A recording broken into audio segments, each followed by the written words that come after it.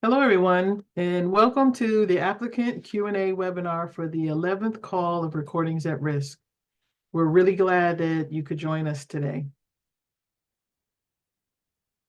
Our time together will be filled with your questions, but we did have just a few slides to share. We want to begin with an overview and a few reminders to our platform. A live transcript is being generated if you'd like to utilize it. To turn on this feature, click the CC Live Transcript button at the bottom of your Zoom window. Attendees will be muted throughout the presentation. However, you're welcome to use chat for general introductions and conversation. If a chat box isn't already displaying on your Zoom screen, you can hover over your mouse towards the bottom of the screen and open it manually. In order to send a message to everyone, remember to change the default from all panelists to all panelists and attendees. We ask that you use the separate Q&A box to ask questions. This can be opened the same way as the chat box. Because we have limited time together, please feel free to follow along with questions as they come in and upvote them to let us know that it would be helpful for you to have them answered live. We will do our best to answer all of the questions live, but we will also share responses to all questions alongside the recording. And speaking of recording, the session recording and transcript will be made available on the Apply for an Award page of our website following the event. So in order to give us a better experience for our applicants, we're going to do some polls. We'll do the first poll now.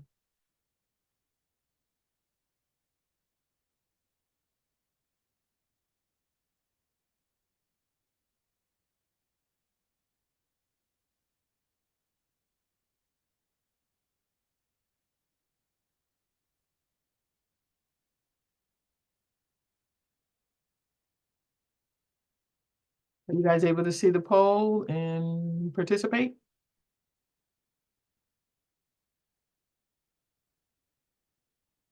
It looks like we have a response from everyone, so we'll come back to a poll at the end of this session to see what we've managed to gain experience on.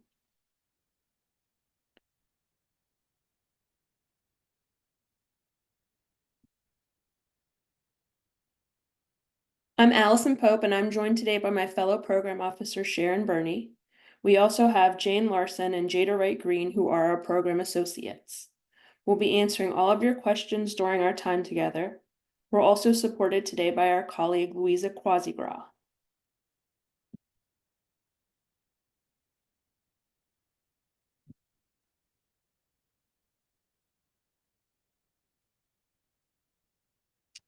Our work is accomplished by a relatively small staff of about 20 geographically distributed individuals, with the greatest concentration living in the DC area. The grants team is made up of myself, Sharon, Allison, Jane, and supervised by Louisa. Together, we administer our two active regranting programs from application to final report.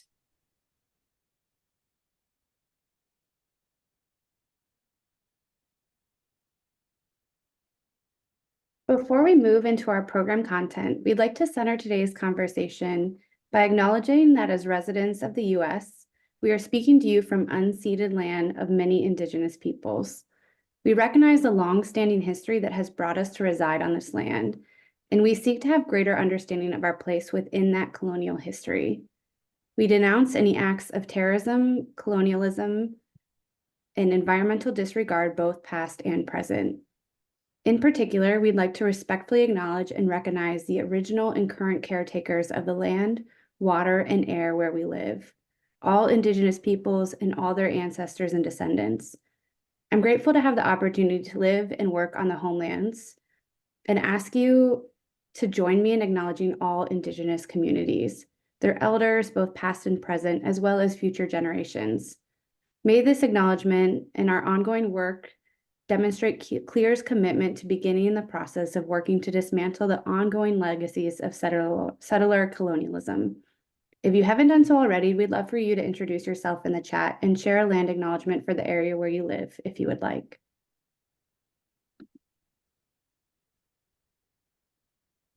We've had a lot of questions about eligible materials, so we wanted to take a quick moment to highlight a few of the AV formats that have come up recently.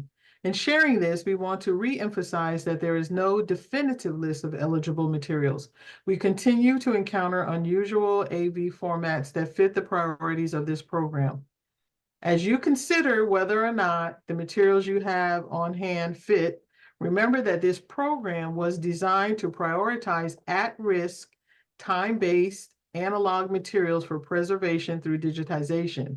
This program does not support file migration for previously digitized or born digital materials.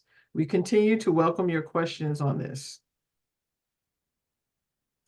The Rights, Ethics, and Reuse section helps reviewers assess an applicant's understanding of the legal and ethical issues affecting access to the nominated content and evaluate the proposed approach. We require you to dedicate all metadata to the public domain under a Creative Commons waiver and to avoid imposing additional access restrictions on the reformatted recordings than what may have already been in place for the source recordings. While this program does prioritize preservation over access, reviewers strongly prefer that applicants avoid creating unnecessary barriers to access, since such barriers inhibit a project's impact.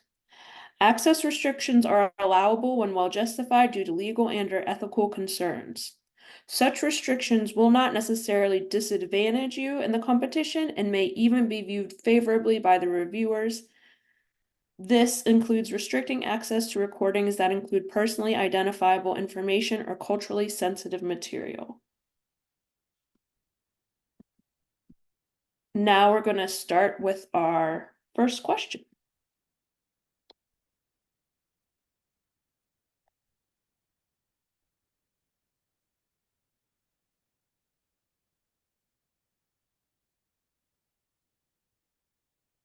First question looks like, are Canadian Indigenous institutions eligible to apply?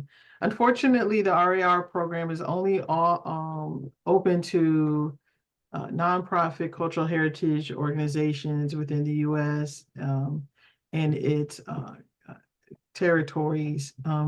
So at this time, Recordings at Risk is not open to Canadian institutions and organizations. Our Digitizing Hidden Collections program, however, is. So you might want to check that out if you have a chance. Can RAR be used to aid in recording lived experiences? RAR is strictly a digitization grant. It can only be used to digitize physical materials and is not intended for the creation of new materials or recordings. What are CLEAR's requirements for making recordings accessible? So, and I think there's a follow-up that might fit underneath this too. So we do dedicate that all metadata it should be available to the public domain under Creative Commons waiver. And what would happen is once you finish, your metadata would be put into a spreadsheet that you would submit with your final proposal. We do understand that sometimes there are restrictions if they're justified due to legal or ethical concerns.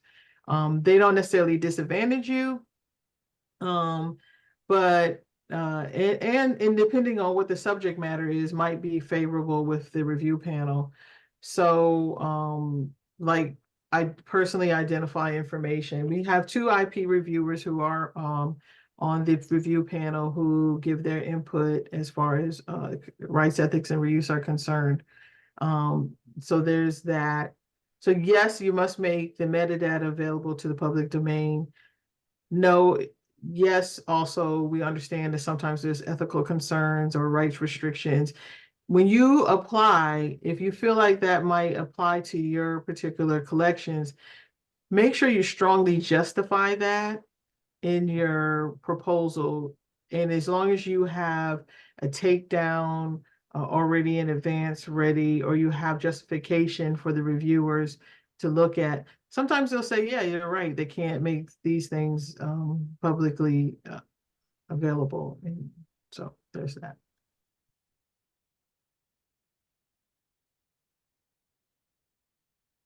So I'm going to skip down to, can grant funds be used for transporting recordings to a digitization vendor? For example, could recordings be loaded in the PI's vehicle and delivered by the PI to the digitization vendor, several US states away? And could grant funds be used for gas and hotel fees? Shipping to the vendor is a allowable cost. The specifics of how you've described it is not necessarily the most frequently pursued option, but it can be something that you could do by the PI. You could also look into hiring a shipping service to transport the materials. But transporting to and from the vendor is an allowable cost within the grant. Yeah, to expand on that a little time, sometimes the collections are in such fragile state that is important for you to hand deliver those. Explain that clearly and justify that in your application so that in your budget narrative, so that the reviewers understand why that's necessary. Letters of support, can they come from board members? Can they come from individuals directly impacted by the media, i.e. those served by the organization via avenues? Yeah, your letters of support, so there'll be an institutional letter of support from your director or your dean or your president or whatever that says we support this. And then you have the letters of support that substantiate the collections and talk to its broad appeal. And you want that to come from a variety of experts. It depends on what the subject matter is of the collections that you are that you're nominating, your nominated materials. Sometimes they may be professors, sometimes they may be community organizations. It could be community leaders who do this research and this work, who can justify why this collection has broad appeal and it's important for this to be digitized. So board members, that's an iffy subject, I think, for the reviewers, because this is a highly competitive re-granting program. I would shy away from board members doing the letters of support because there might be some bias there. But a nice wide variety of communities and individuals within the communities that could speak to its broad appeal and representation.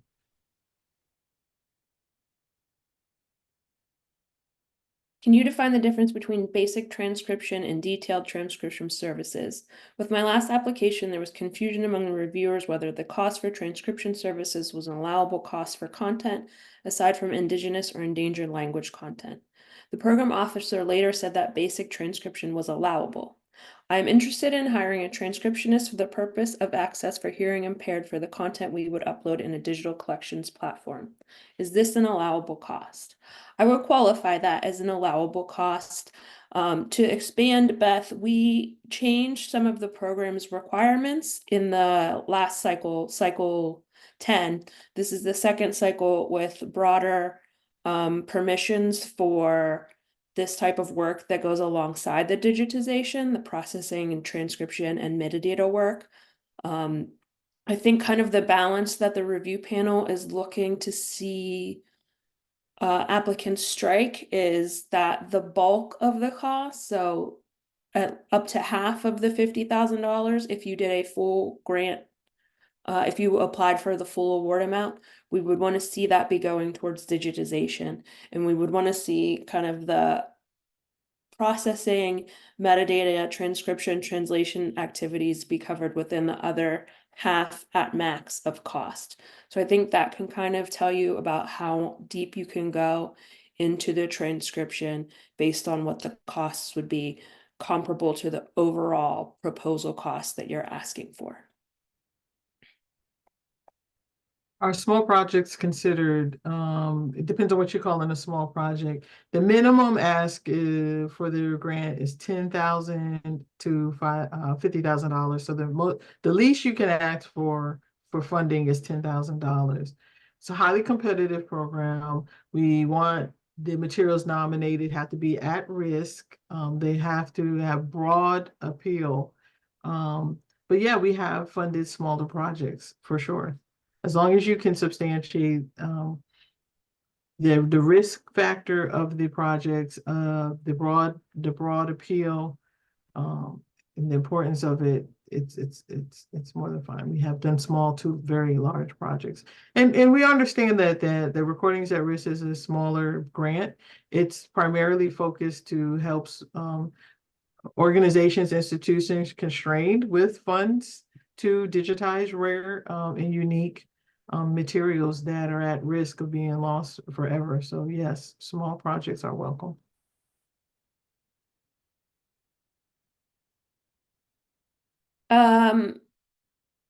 I didn't see EIAJ half-inch open reel videotape, which is a popular 70s format on your format list. The format list is not exhaustive, but any form of open reel videotape would be an acceptable format for the program.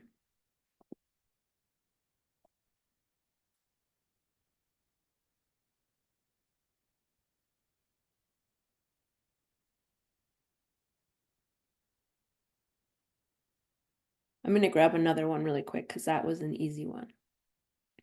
Is it required to have more than one vendor for digitizing our 16 millimeter film collection? We have one vendor we regularly use. You are not required to use more than one vendor for digitizing your collection. You may want to seek out a couple of other quotes in order to justify the vendor that you're choosing and explain to the panel why you're choosing them specific to this work. Particularly if they've done previous work of the same nature for you, that could be one part of that explanation. But there isn't any, we don't require you to use specific vendors of our choosing, and we don't require you to use more than one.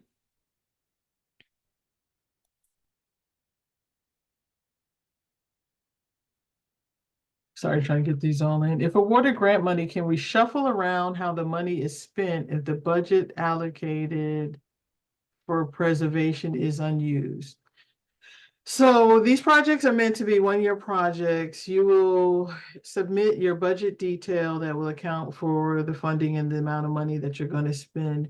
Sometimes what happens is you'll find out some of your materials or the vendor may end up not able to preserve or you might have duplicate materials in your collections that you didn't realize were duplicates, and there may be more money left. In that instance, you can do what's called a grant modification request, and you'll ask to reallocate funds. So say your vendor funding was off and you save $3,000 and you want to put that towards something else in your budget, you would send in a grant modification request. You would justify why you want to spend the money and where it's going. And then for the most part, we typically say yes, as long as it is something that is allowable cost according to our guidelines, and you're not taking money away from staffing. So yes, you can do a grant modification request if awarded funding within your before your project deadline.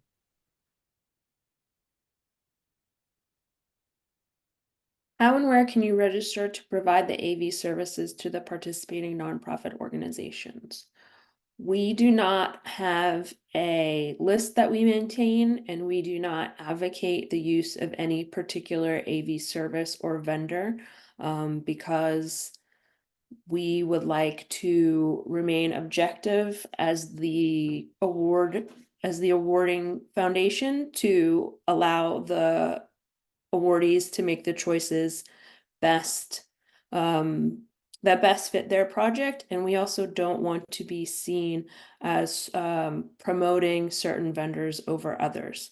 So we don't maintain a vendor list of that sort that we require our grantees to use. Can you discuss the copyright requirements? Do institutions need to have full copyright rights to be eligible? So we do have a requirement that all materials are owned and held by the applicant organization. And And we want you to have a handle on the copyright as we talked about briefly in our slides before. When it came to rights, ethics, and reuse, we have 2 IP reviewers who will be reviewing each application to know that you have an understanding of the rights, ethics, and reuse concerns that there may be with the materials that you're nominating for digitization, that there are no known copyright issues. If there are, that you have a takedown practice or plan in place and that you can execute it. And because the purpose of this program is to create the metadata to make it free for public domain. And so if that can't happen, then that won't make it a viable, your application won't be as competitive as other applicants. However, if you have a plan, you understand what the rights issues are, and you have a plan to address them, and you explain that carefully in your rights, ethics, and reuse area of the application, a lot of times the reviewers will see it as competitive and pass it through. If you have more specific questions about that, send us an email at Recordings at Risk, and we can give you more detail. It's really highly contingent about what the materials are and what your issues specifically are. Can we create metadata outside of the 1-year limit if our project is very large, or does it need to be wrapped up within 1 year? So the deliverables for this grant will need to be wrapped up in 1 year. So that would include the digitization and the creation of basic metadata. If you want to enhance that metadata or perform other kind of processing after the fact that you do not include as a deliverable within the grant, that is something that you could work on once the project is finished, but it's not something that could be achieved with funds from the grant award unless it happened within the time span of the grant. So you can't use funds after the grant end date to continue to do that work. So we're really looking for projects that can be wrapped up within 1 year, and we want to see all of our deliverables that are stated in the proposal to be fully complete by the time the project is closed. I'm gonna answer this one too, because that's a part of that final reporting process. Can you please further explain or give an example of the publicly shared metadata required if awarded? So once your project ends, you will have 3 months to submit your final report. In your final report, you'll have a few requirements. One will be the budget detail, the budget narrative, the project summary, any issues and what happened with the project, explanations. And another important factor of that is what we call the file manifest. And what you will do is you will submit, it's an Excel spreadsheet that you will submit at the end that will have a link, the description, and a link to the digitized materials, the materials that you digitize and where we can access that. And we'll do a checksum on that, and we'll randomly pick a few of the links and see if they're publicly available and they work.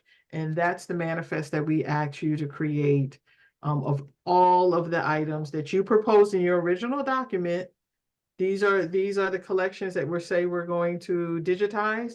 Here are the files, and here is what the vendor created, and we created this file manifest to reflect the digitized materials. And do we have an example of that, Allison, that we can share with them if they email us? Yeah. Yeah, so if you email us at recordingsatrisk@clear.org, we can send you an example of what one looks like. We also have, if you go to the Recordings at Risk apply for an award, or I'm sorry, manage an award page. We have a template for that. It's on the manage an award page because it's really more used by awardees than applicants. But if you want to go to that page, you can look at the file manifest template and see the instructions within the template and what particular information we're looking for there. If we haven't done so already, can we describe what kind of substantiation is necessary for demonstrating that materials are at risk? Generally, we're dealing with formats that the panel is already aware of as being at-risk formats. A lot of these older legacy physical media formats are just like widely regarded as being at risk. So what we do include within the application is you have the space to talk about the collection, make your argument for digitization, and we also have representative samples. So that's a place where you can take some pictures of the content that you want to digitize. So if you do have materials that are in really poor shape or being kept in really not adequate storage, the representative samples can be a place that you can illustrate that visually to the panel. But I do want to say, and this can sound kind of like counterintuitive, but as much as the panel is concerned with risk, there can also be an argument made for materials that are still in decently good condition on these at-risk formats, because you're making an argument for digitization now, and the argument can partially be that you need to do this before the condition of the materials degrades to a point that you cannot. So don't necessarily feel like you don't have the right kind of project, or you're not the right kind of applicant if your materials are not in horrible condition, and you can't prove that they're like gonna crumble away tomorrow. That's not exactly what we're trying to pinpoint when we talk about at risk. So generally, if it's on one of those legacy formats, that's already like step one of being understood by the panel. And then you can talk more about the condition and show the condition, but you can go either way with making the argument for why it needs to happen now.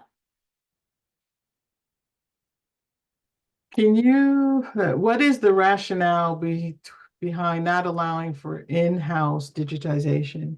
We require you to work with an external vendor because the recording risk program was designed to serve the needs of organizations that don't have access to on-site facilities and don't necessarily have local expertise to support the digital reformatting of audio and audio-visual recordings. And that was the primary focus of this, and that's why.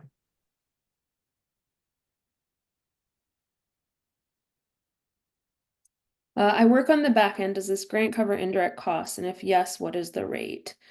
Do you cover salary for the PI and grad students, tuition, FNA, etc.? I was looking for a budget template. And there's a follow-up that indicates that someone read that you do not cover indirect costs. Is there a form that includes what you do cover?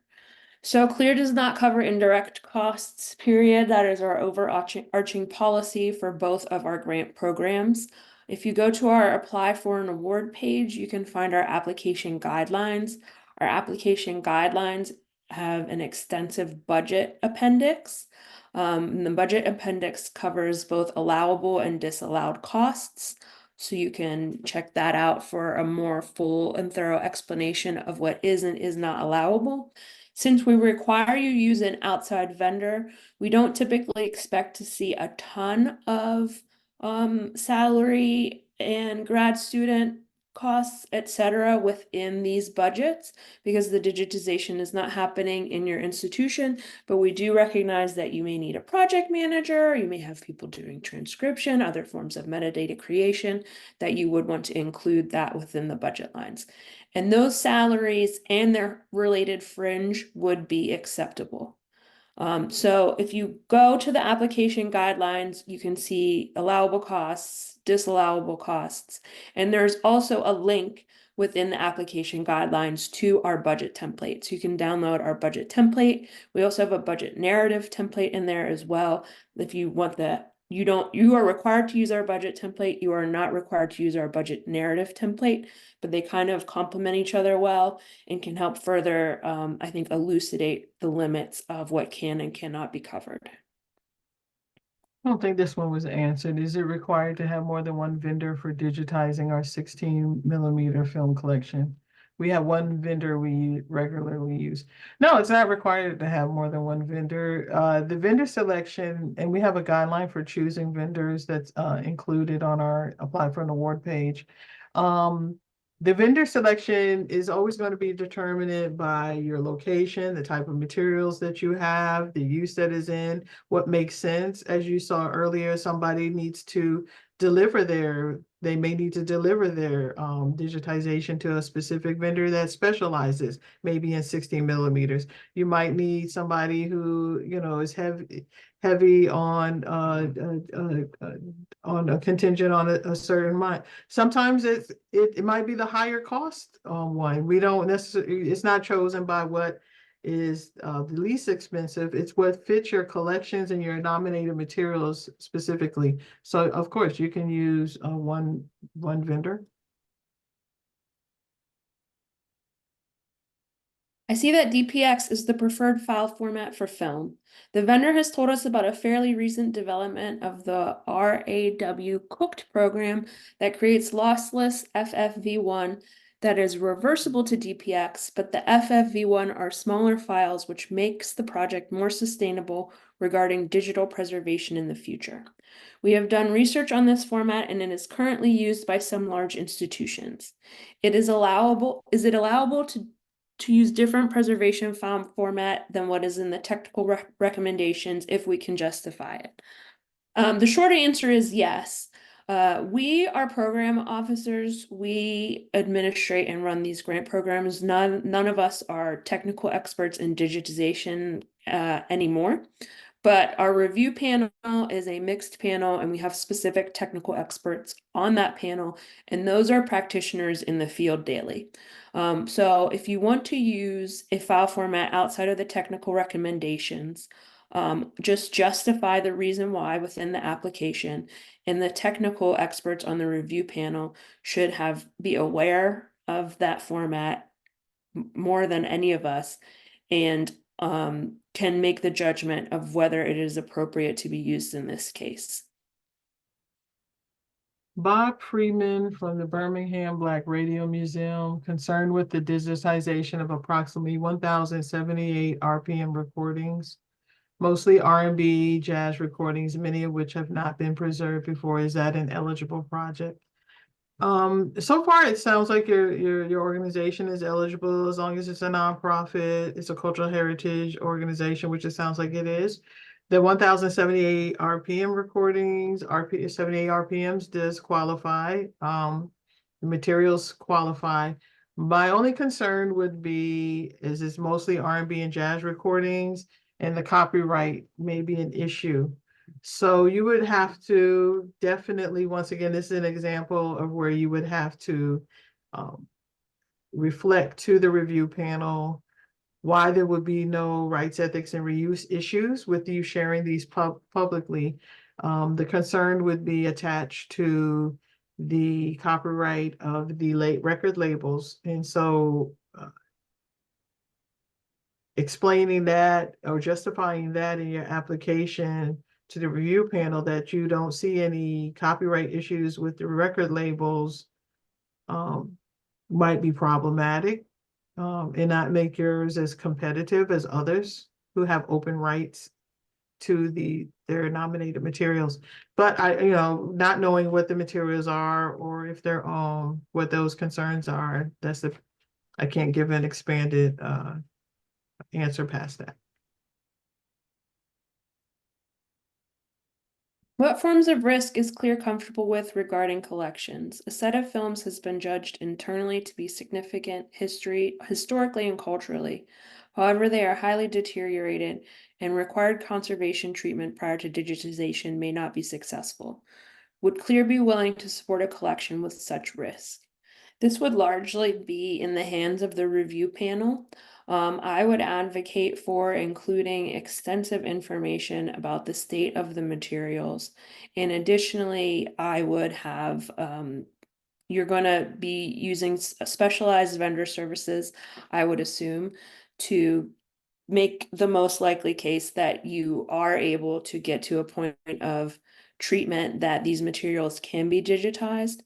So I would make sure that you're using a really good vendor so that the panel can be aware of that. And I would also, if you have any communication from the vendor regarding the conservation treatment, I would include that as well and explain as much as you can about the state of the collection now and what the real level of risk is.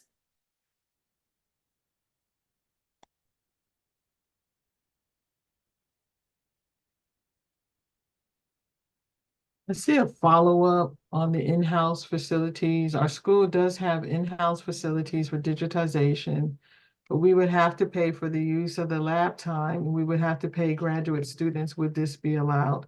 That's a tricky question.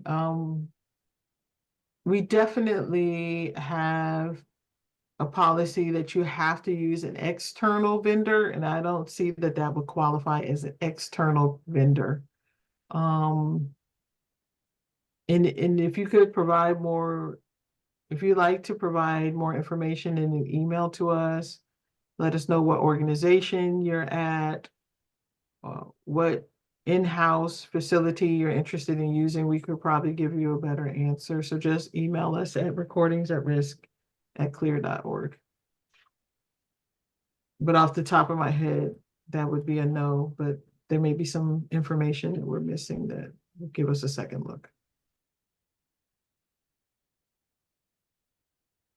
Can you speak to digital preservation requirements? So the application requires a digital preservation plan. We want to know how, when, and where preservation tasks will take place and who will be responsible for them. We're interested in knowing about the creation of multiple copies of digital files, a master backup or some kind of deep archive backup, file types, encoding, and other technical specifications of the files. We want to see regularly scheduled fixity checks, anything regarding the periodic migration of data to new storage systems or media, and any like related metadata creation that goes along with that. So that's what we'll expect to see within the application. And then after the fact, we do use the file manifests through a bespoke software system we've built called the IP Monitor. So we will run the file manifests through the IP Monitor every year as a kind of an aggregated process. And that allows us to see when files disappear and why they disappear. So we are looking for the continued presence of the files beyond just the initial creation. We will be monitoring that moving forward, and it won't be something that simply ends with the end of the grant term.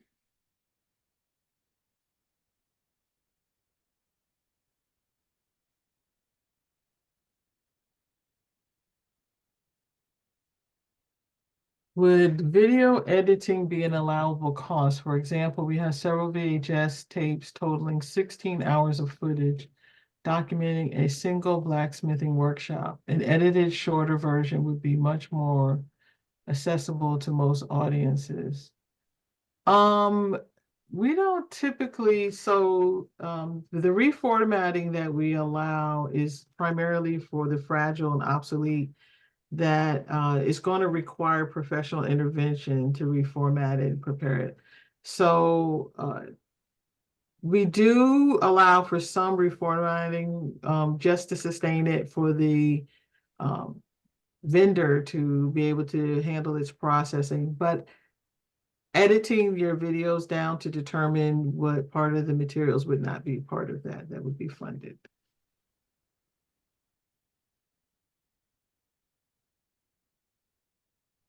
Can costs for descriptive cataloging for better discovery and access be included in the grant budget?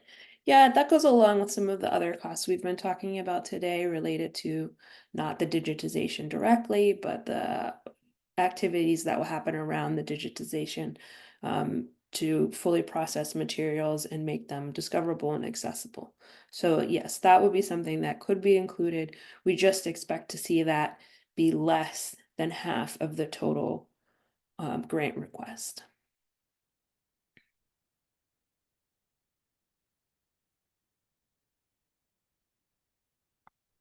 I think this is an expansion of some of the conversation we've had around copyright and making things.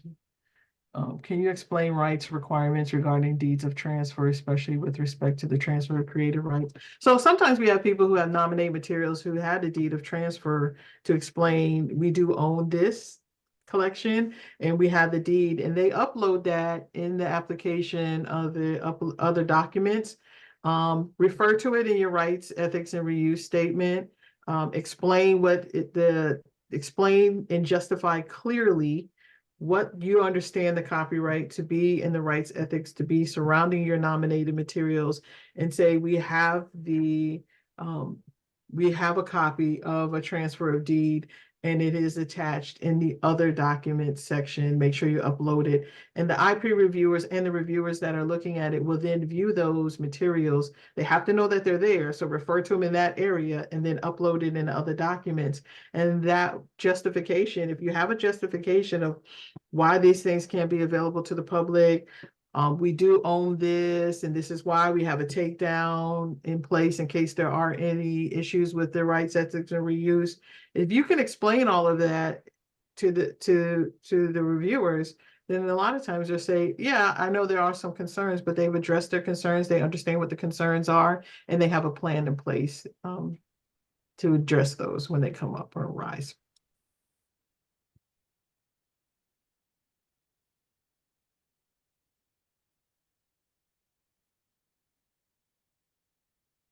Sorry if this has been covered, but does the public availability also need to be made available within the 1-year grant period? As a large institution with a fairly long backlog of items that need to be processed, it normally takes months to get something into our digital collections public repository.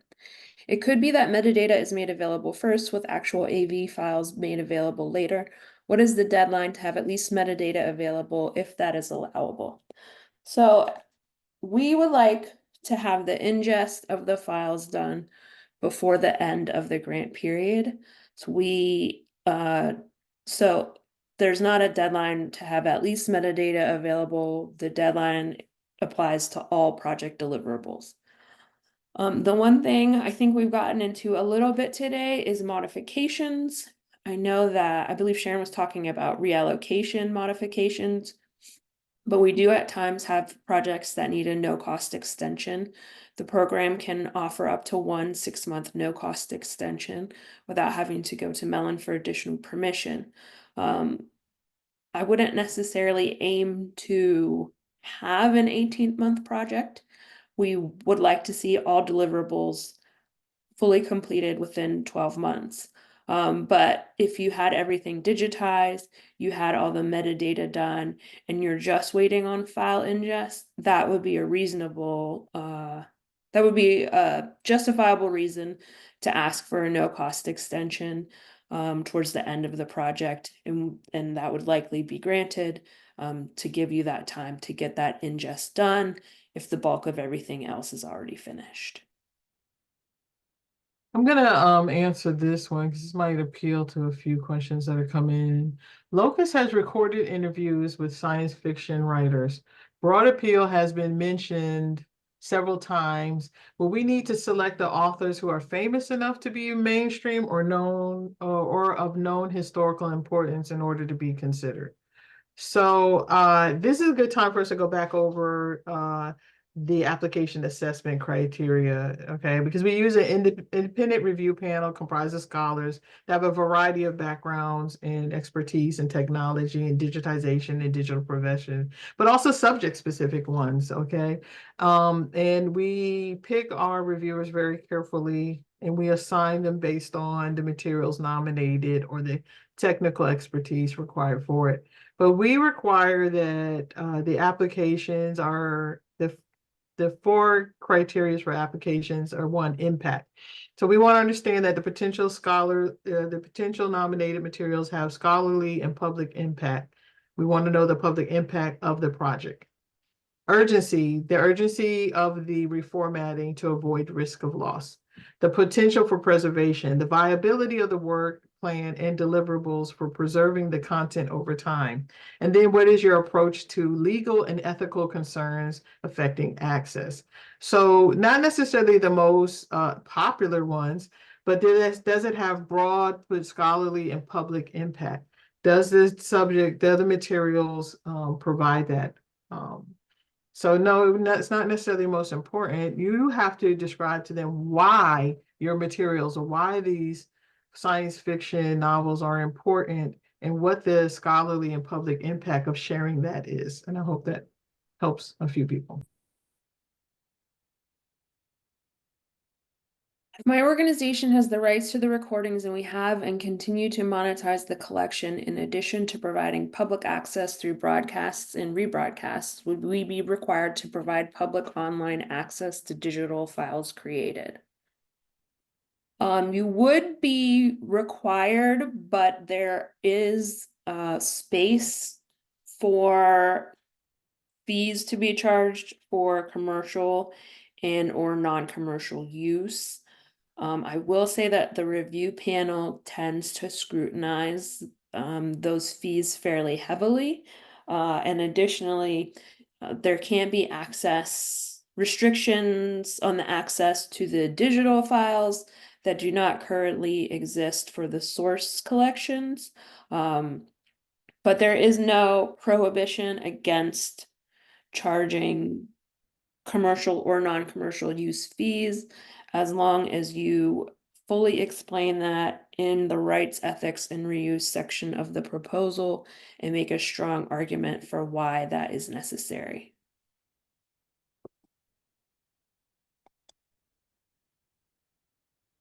I think are there required file formats? We currently use MP4 due to memory constraints. No, I don't think there's a required file format that we have. We do have and I'll drop the link in the chat.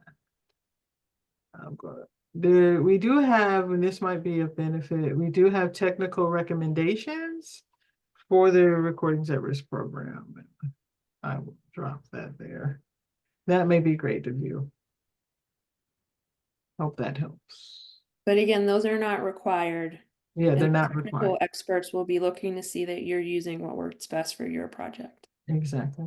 Also, this is another time for us to plug. We work really hard on our apply for an award page to give you as many documents as possible to help you write a successful proposal. It's a very competitive proposal. So if your proposal does not get accepted, does not mean you wrote a bad proposal. It does not mean you didn't have a great project. If we could, we would fund everybody, but unfortunately we cannot.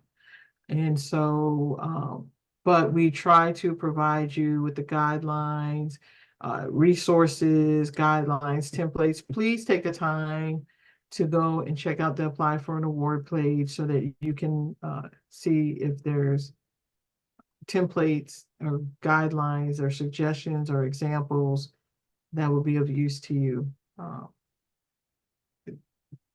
It really is beneficial. We have a new question. We have an offer from a donor to match funds. So Recordings at Risk funds, if received, would be used to digitize half the collection, and the funds from the donor would be used for the other half. Is this something we should mention in our proposal? I would mention cost. We would basically view this as like a cost share, and institutional cost shares should be are encouraged to be explained in the budget narrative. They can show that there is a buy-in from the organization itself that goes above and beyond whether they get the award funds or not. We just don't want to see any of that information within the budget detail. So nothing in the line items that is coming from anywhere but the grant funds. But the budget narrative would be an appropriate place to talk about that. And it could be persuasive to the review panel.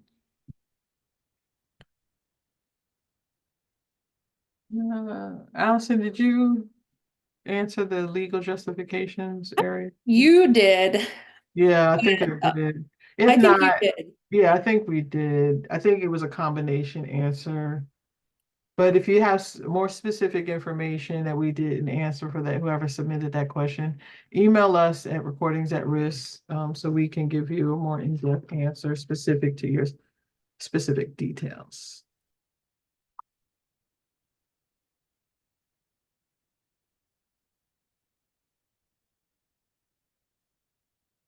Any more questions?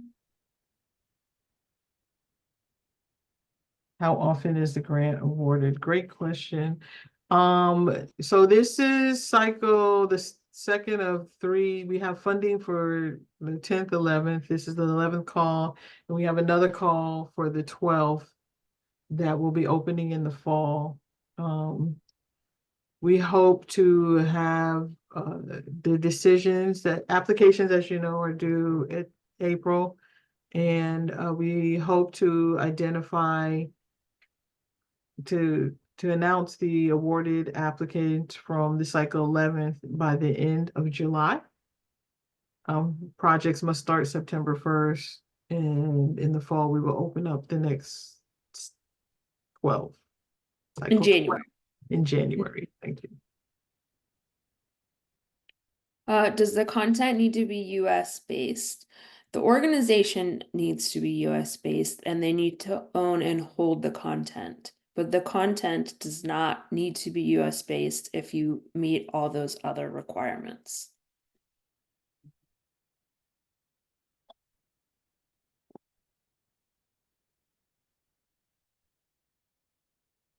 It looks like that might be what we have for now, Sharon. Did you want to run another poll?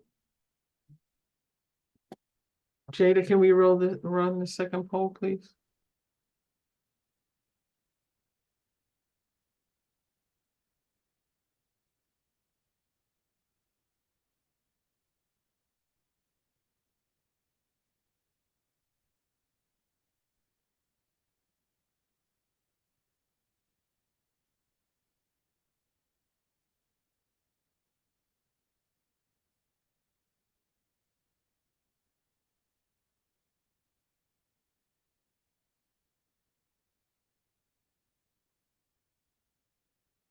So this looks like there's no more questions. Thank you for joining us today to learn about recordings at risk. And within the next few days, or well, give us a couple of weeks tops, we should have the slides, the transcript, the written answers for today's questions, and the recording of this session posted on the Apply for an Award page. If you have additional questions, once again, you can always reach the CLEAR Grants team at recordingsatrisk@clear.org. And we are always monitoring the inbox, so we do our best to reply as promptly as possible. Don't forget your applications are due April 17th. And thank you for our interest in our program and attending our session. We're going to drop a survey for today's webinar now, if you can, Jada. This assists us in providing you the best experience possible in our webinar. So I appreciate it if all of you could take the time to fill out the webinar survey. Thank you very much. Good luck and have happy grant writing.